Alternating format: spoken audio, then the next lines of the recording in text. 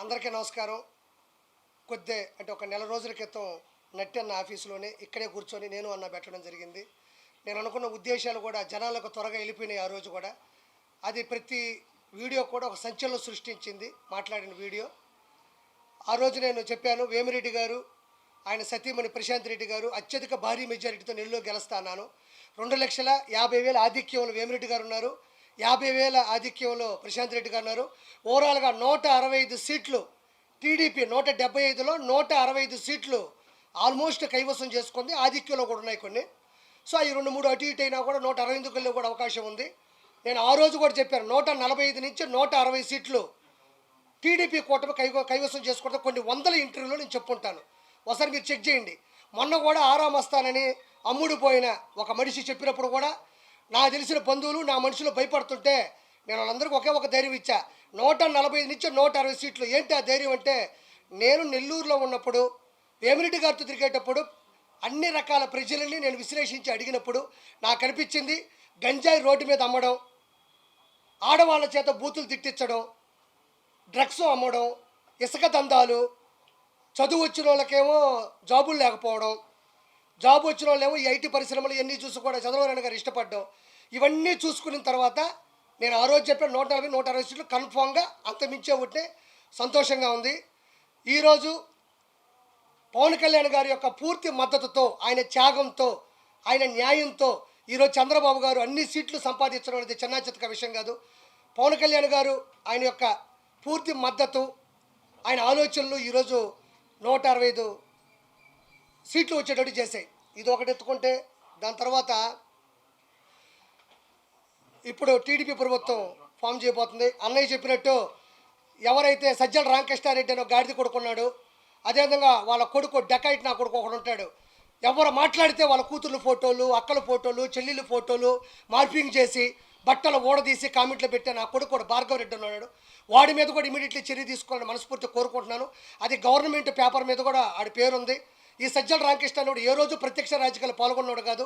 ఈడు ప్రభుత్వ సలహాదారుడు, ఒకప్పుడు sub editor, chief editor, junior editor, Eenadu పత్రికలు కూడా చేస్తున్నాడు ఈ గాడిద కొడుకు కూడా. వీళ్ళందరూ బలోపేతం వల్ల ఈరోజు భార్గవ రెడ్డి, అవినాష్ రెడ్డి వీళ్ళందరి వల్ల కూడా ఒక బాబాయ్ అనే వ్యక్తి చనిపోయినాడు. 31 పెండింగ్ కేసులు ఉన్నాయి. ఖచ్చితంగా రేపు గవర్నమెంట్ ఫామ్ అయిన తర్వాత ఫస్ట్ చేసేటి ఏంటంటే తిరుమల అకౌంట్. నేను ఫస్ట్ నుంచి చెప్తా ఉండా, తిరుమల వెంకన్నతో పెట్టుకున్న ఎవడైనా సరే నాశనం అయిపోతారు. ఫస్ట్ నుంచి చెప్తానే ఉన్నాను నేను చాలా గట్టిగా. అదేవిధంగా వెంకటేశ్వర స్వామితో, శ్రీనివాసుడితో, గోవిందుడితో ఎవడైతే పెట్టుకున్నాడో ఇలా నాయన, ఆయనే పోయాడు అడవిలో పడి. ఈడెంత అంటాను నేను డైరెక్ట్గా. ఈరోజు 165 సీట్లు వచ్చాయంటే కేవలం పవన్ కళ్యాణ్కి మద్దతు కావచ్చు, బీజేపీ మద్దతు కావచ్చు, చంద్రబాబు గారి ఆయన పడ్డ కష్టం కావచ్చు, వాళ్ళ అబ్బాయి యొక్క తెలివితేటలు కావచ్చు, ప్రజలు చైతన్యం కావచ్చు, ఇవన్నీ పక్కన పెట్టుకుంటే కేవలం వెంకటేశ్వర స్వామితో పెట్టుకున్న విధానంలో రేపు వెంకన్న సన్నిధిలో పైన ఒక కమిటీ దిగితే 100% జగన్మోహన్ రెడ్డికి బాబాయ్ హత్య కేసు అవసరం లేదు. రెండో పాయింట్, పాత కేసులు అవసరం లేదు. వెంకటేశ్వర స్వామి హుండీ డబ్బులు వెంకటేశ్వర స్వామి మెల్ల ఉండే హారాల దగ్గర దొరికిపోతాడు ఆ మనిషి. కాబట్టి నెక్స్ట్ ఇంకోటి చెప్తున్నా, పవన్ కళ్యాణ్ గారిని పట్టుకొని నీకు 3 పెళ్ళిళ్ళే అన్నాడు. ఇప్పుడు నేను మా జగన్మోహన్ రెడ్డికి మంచి డ్రెస్ వేసి, చీరా జాకెట్ వేసి, లంగా ఓణి వేసి, నిండు ముత్తైదుగా చేసి మా పవన్ కళ్యాణ్ గారి శోభనం గదిలో పంపిస్తాను.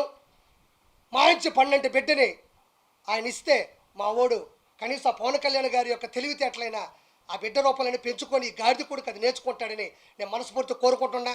నిజంగా వెంకటేశ్వర ఉన్నాడు, ఆ దేవుడు ఉన్నాడు.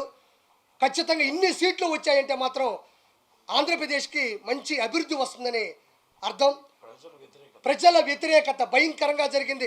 ఫస్ట్ ఏం చెప్తున్నా, నెల్లూరులో 10కి 10 ఇంతవరకు భూమి మీద స్వాతంత్రం వచ్చిన తర్వాత ఆంధ్రప్రదేశ్లో నెల్లూరు జిల్లాలో ఎప్పుడు కూడా ఇన్ని సీట్లు రాలా, ఎంత అభివృద్ధి ఎప్పుడూ జరగలా. ఖచ్చితంగా వీళ్ళందరి మీద ఎక్కువ పెడతారు. ఎవరి దగ్గరైతే ముండల చేత బూతులు తిట్టించారో, ఎవరైతే బోరుగడ్డలు పంచప్రభాకర్ కావచ్చు, ఆ తర్వాత ముండ శ్రీరెడ్డి కావచ్చు, దాని తర్వాత ఈ పోరంబోకు నా కొడుకు, ఈ డెకాయిట్ నా కొడుకు పోసాన కృష్ణమురళి గారు కావచ్చు, ఎవరిని పడితే వాళ్ళని చిరంజీవి గారు లాంటి పెద్ద మనుషులు తిట్టాడు. ఈరోజు ఏమైపోయాడు వీడు? మైహోం పూజలో 4 ఫ్లాట్లు ఎక్కడికి వచ్చి ఈ గాడిద కొడుకి? వీడి గన్మేళ్ళు ఎక్కడి నుంచి వచ్చారు వీడికి? తర్వాత ఈ వేణు సామన్ ఇంకో డెకాయిట్ నా కొడుకు గురించి చెప్పాను. ఈరోజు ఏదో వీడియో పెట్టాడు నా కొడుకు. నేను మొన్నే చెప్పాను, నా కొడుక నువ్వు పిల్లకాయల జీవితాలతో ఆడుకో మాకు. సమంత గారి నాగచైతన్య గారి ఎక్కడ పబ్బులో వినేసా నా కొడుకు జ్యోతిష్య రూపంలో చెప్తే అది జనాలు నమ్మి కొన్ని కోట్ల రూపాయలు పోగొట్టుకొని ఈ మెల నా కొడుకు ఈరోజు చెప్పాడు. నా తప్పు అయిపోయింది, నేను ఇంకా చేయను. ఈరోజు ఒప్పుకున్నాడు. ఎందుకు ఒప్పుకున్నాడు? నేను ఆ రోజే చెప్పేవాడు డకాయిట్ నా కొడుకని. కాబట్టి పూర్తి చైతన్యం వచ్చింది. ఈ మధ్యకాలంలో ఒక చిన్న మాట,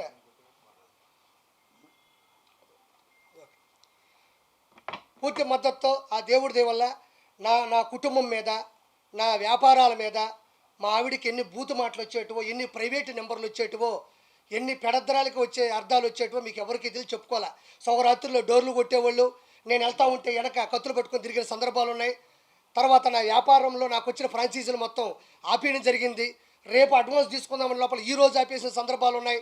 నన్ను పట్టుకొని కొంతమంది నా కొడుకులు అన్నారు, వైసీపీ నా కొడుకులు, గొట్కా నా కొడుకులు, జూన్ 4 తర్వాత నీ పరిస్థితి ఏంటి అని అడిగారు. నా కొడకల్లారా, ఇప్పుడు మీ పరిస్థితి ఏంది? కిరాక్ కార్పి అన్నీ వదులుకొనే రోడ్డు మీద నిలబడి ఆ రోజు ఇక్కడే ప్రెస్ మీట్ పెట్టాడు. మీలో ఒక్క నా కొడుకైనా వైసీపీ నా కొడకలకి ఆర్పీలో మాట్లాడే దమ్ముందా? ఎవరైనా మాట్లాడగలరా? మీకు దమ్ముంటే నా కొడకల్లారా 4వ తారీఖు ఏంటన్నా, 4వ తారీఖు మీ ముందే ఉన్నా నా కొడకల్లారా. 165 సీట్లు 20 చిల్లర ఎంపీ సీట్లతో కిరాక్ కార్పి ఈరోజు నిలబడ్డాడు. ఒక కమిడియన్, ఒక చేపల పులుసు పెట్టుకున్న ఒక కిరాక్ కార్పి. మీరు ఎంతమందికి దమ్ముందరా నా కొడకల్లారా? మినిమం చదువు కూడా చేత కాదు నా కొడకల్లారా.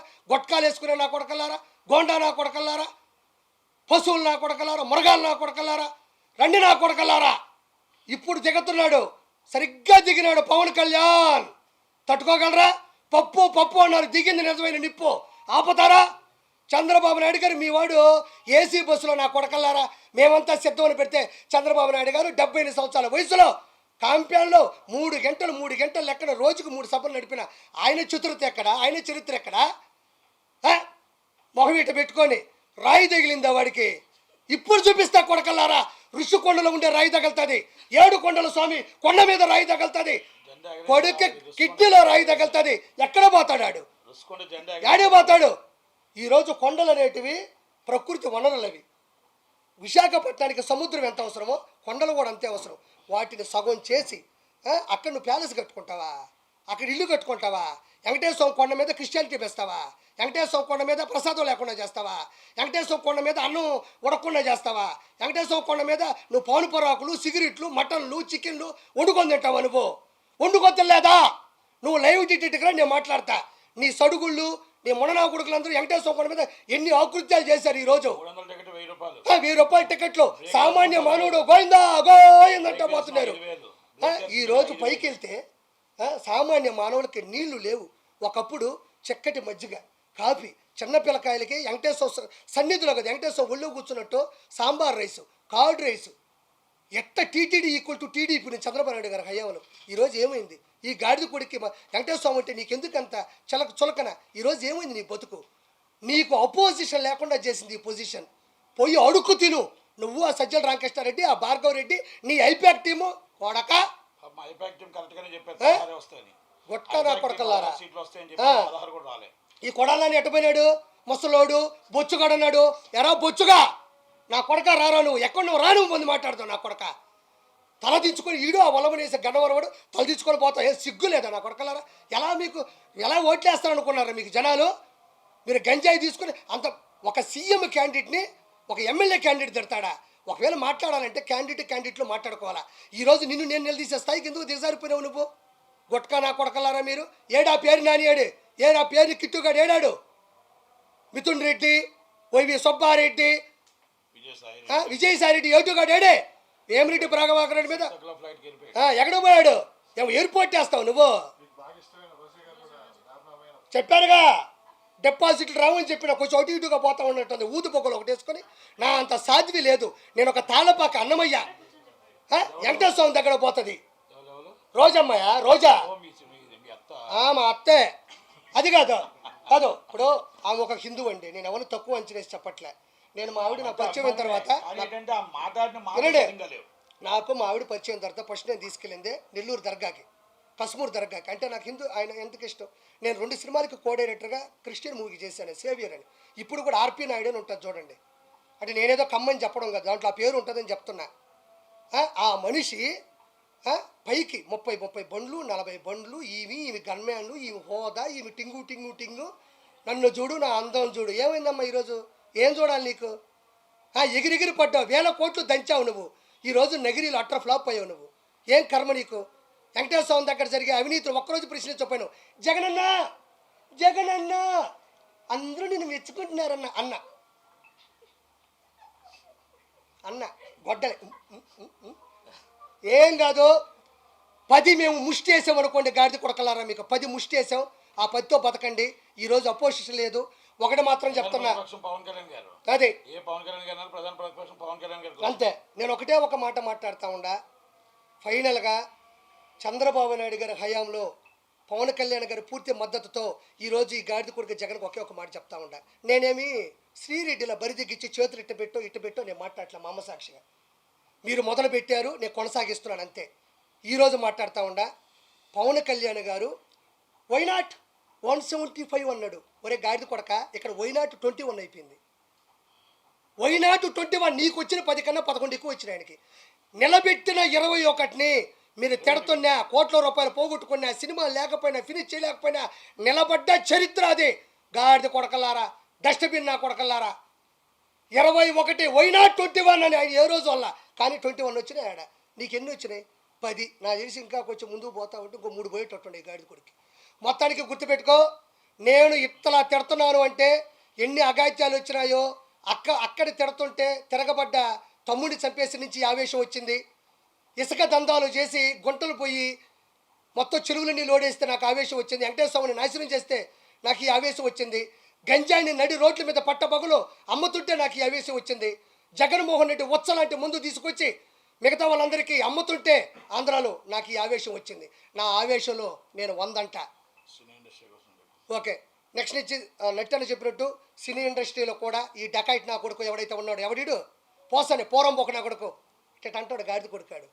వాడు పోయాడు. వాడికి ఎఫ్డీసీ చైర్మన్ అంటే ఫిల్మ్ డెవలప్మెంట్ కార్పొరేషన్, ఎవడికి తెలియదు.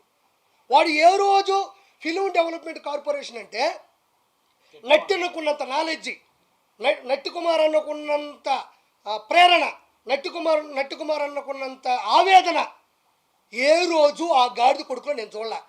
ఎఫ్డీసీ చైర్మన్ అంటే, అయ్యా జగన్మోహన్ రెడ్డి గారు చిరంజీవి గారి ఇంటి ముందు ఇది చేద్దాం, లేకపోతే నాగార్జున గారితో పెట్టి కొంచెం వీళ్ళందరినీ నిధులు తీసుకొని ఒక ఇల్లు కట్టిద్దాం, లేకపోతే ఇంకోటి చేద్దాం, ఎఫ్ఎన్సీసీ చేద్దాం, ఫిలిం ఛాంబర్ చేద్దాం, 24 క్రాఫ్ట్స్ ఉన్నాయి, వాటిని పైకి తీసుకొద్దాం సార్, రకరకాల సంఘాలు ఉన్నాయి, లేకపోతే నిరుపేద కళాకారులకు ఇల్లు పట్టాలిద్దాం, లేదంటే నిరుపేద కళాకారులకు 24 గంటల భోజనం అనే ఒక పథకం పెడదాం. పాపం ఆర్టిస్టులు కృష్ణానగర్లో భోజనం పెడతాం. ఈ వదిలేసి చిరంజీవి గారు ఓడిపోయారు, పవన్ కళ్యాణ్ గెలవడు. చిరంజీవి గారు ఓడిపోయి ఒరే బొచ్చుగా 21 వచ్చిన ఈ గాడిద కొడుకుడు చిలకలూరుపేటలో వీడికి ఏమొచ్చినాయి? వీడికి ఆ రోజుల్లో డిపాజిట్ రాని గాడిద కొడక ఈరోజు పవన్ కళ్యాణ్ గారి స్థాయిలో మీద గాడిద కొడకలారా తిట్టారు.